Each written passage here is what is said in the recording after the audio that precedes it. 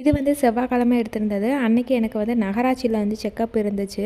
6th மந்த்துக்கு வந்து glucose test எடுப்பாங்க. அத நான் வந்து எடுக்கல. இப்ப 7th மந்த்தே ஸ்டார்ட் ஆயிடுச்சு.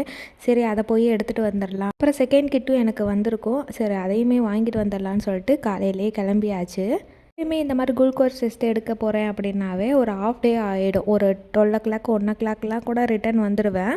நேற்று எனக்கு டெஸ்ட்டு ரிப்போர்ட்டு டாக்டர் செக்கப் இதெல்லாம் முடிக்கிறதுக்கே எனக்கு ஒரு 3:30 மணி ஆயிடுச்சு.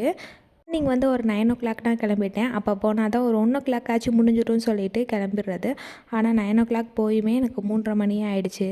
ஸ்கூலுக்கு போயிட்டு வர மாதிரி ஒரு நாள் ஃபுல்லாக ஆகிடுச்சு. காலையில் பிரேக்ஃபாஸ்ட் மட்டும்தான் வீட்டில் ரெடி பண்ணியிருந்தேன். தோசை மாவு இருந்துச்சு. அதனால் தோசை ஊற்றிட்டு கார சட்னியும் தேங்காய் சட்னியும் பண்ணிக்கலாம்னு சொல்லிட்டு ஃபஸ்ட்டு வந்து தேங்காய் சட்னி பாப்பா ஸ்கூலுக்கு போகிறதுக்கு முன்னாடியே ரெடி பண்ணி வச்சுட்டேன்.